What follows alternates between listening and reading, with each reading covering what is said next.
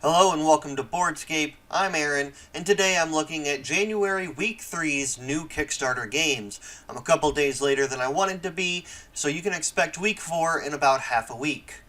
Now, I do want to take a brief caveat to say that I have gotten some good feedback on my audio quality, and I do have a new microphone coming, so hopefully over the next couple videos, that will be drastically improved.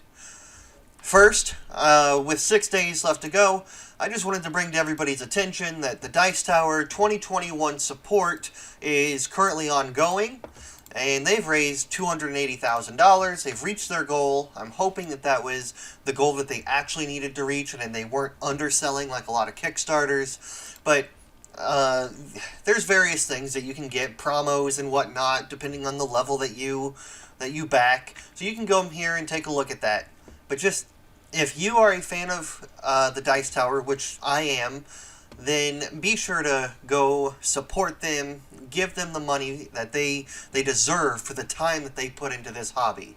I mean, you can see that I haven't backed yet, but I am going to. It's just a question right now of which pledge level I can afford.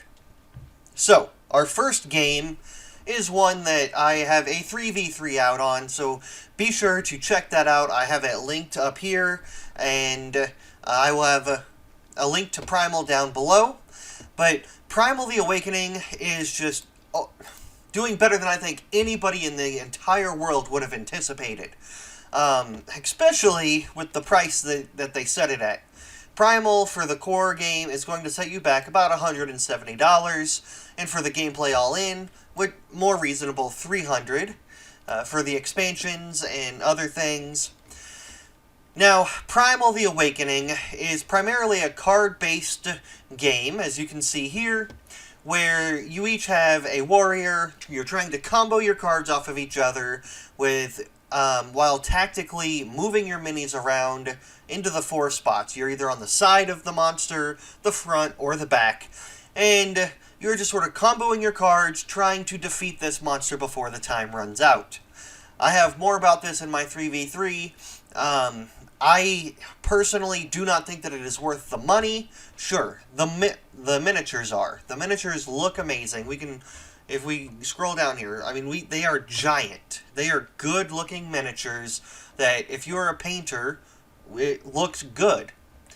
But for the core game, at $170 when I was expecting about $120, it just really turned me off. You can see more about my thoughts on this in the 3v3 that I linked. So I'm not going to go too deep into Primal right now, but if this is a game that interests you, as it has over 7,700 backers, then be sure to get it before time runs out. So besides Primal, the big one of the week is Castles of Mad King Ludwig, the Collector's Edition. 5,700 backers, over $700,000 raised, and this is doing great. It's $100 for the Collector's Edition. And as we can see, you get a game trays that holds all your pieces together, updated artwork, which I was not a fan of the artwork in the old game. You get all the expansions that have come out with it, and reimagined scoreboards.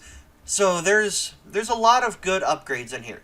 And for $30 more, you can get the Royal Pledge that comes with other upgraded components.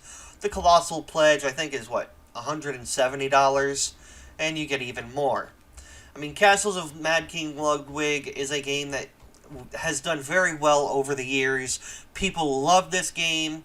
It's a very good tile-laying game.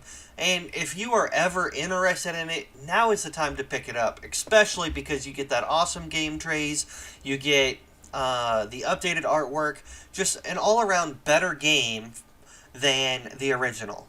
I will be putting a 3v3 out for this in just a couple days. I would expect probably up Wednesday next week, so be sure to keep a lookout for that, because I will be laying out 3 reasons that I am excited for this campaign, and 3 reasons that I am worried.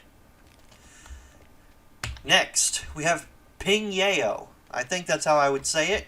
It has reached its pledge at 300 backers. I will admit that this is not a game for me. It is an economic dice as workers placement game. I have never been a fan of dice worker placement. It's just not my thing, right? But if it is your thing, then this looks like a game that might be good. It's gotten some good reviews out there, some people paying attention, and it's only going to cost about $55. So you're not really going to be saving much over picking it up now, opposed to picking it up at retail if it goes there. So if it's a game that interests you as a medium weight economic dice placement game, then there's no reason not to back it, as you would get the stretch goals. Man vs. Meeple, Jeremy Salinas says that it's not just a Euro game. It's probably not a Euro game on your radar, but if you like Troyes or even Lorenzo El Magnifico, then this should be on your radar. Out of all the dice placement games that I have played, Lorenzo is one of my favorites, so that does catch my attention. Overall, I think that the board looks okay. I wish that this art that they have here, these colors, more encompass the entirety of the board, because it looks like the center is almost disassociated from the outer sides where the dice go, the score tracks, all of that. I don't necessarily like the layout of this board. I wish that they would have made it more colorful instead of the drab, right? I mean, when I think of drab games like this, I think of Castles of Burgundy. I think of just all these games that just don't look good. And this is a game that does not look good. Still looks like it's almost a prototype. But, again, you're not necessarily playing these types of games for the immersion.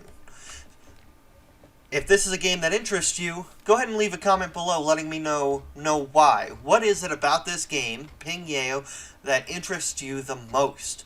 Is it the fact that you get to play as this different setting than others? Instead of some European agricultural-based game, we're playing the first Chinese bank? Is it the theme that gets you excited? Is it the different things that you get to do with your dice? What is it that excites you about this game? Let me know in the comments below. After that, we have a very small solo RPG game that I wanted to bring to your attention very quickly. 17 days to go, over 900 backers, $12,000, which is amazing when considering that you can get the printed book edition for about $9. So, you can get a print copy of this, as well as a PDF, for $9. And it's already doing that well, over $12,000 raised. Colostle, there we go, is a 24-page solo RPG rulebook, where if you've not played a solo RPG before, if you like the idea of RPGs, then you need to try this out, right? Again, I haven't backed it yet, but I am going to. It's just a matter of waiting for money to come in before I can. As a solo RPG, you get all these colorful pages, cool looking pages, and you just work your way through the story as a character. The book is your dungeon master, and you are working your way through the story, upgrading your classes.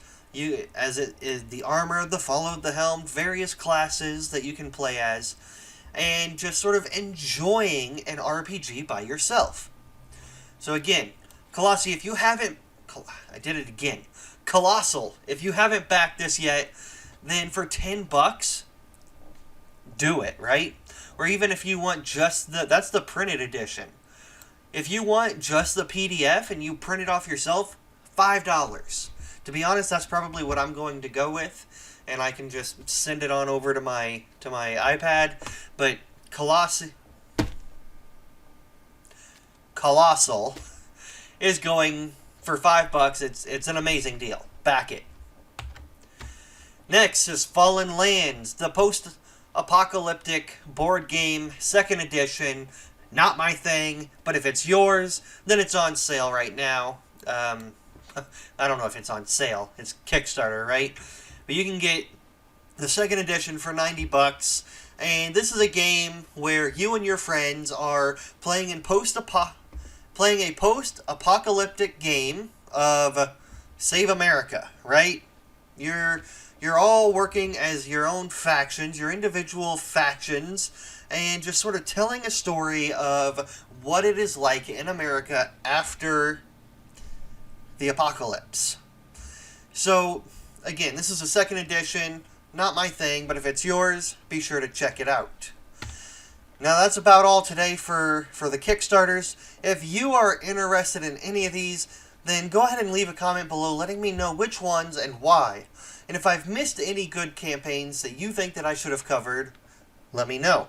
Be sure to subscribe and be on the lookout for the Castles of Burgundy 3v3 next week, as well as Dune Imperium's 3v3 coming in either next week or in 2 weeks. Until next time, be sure to game on.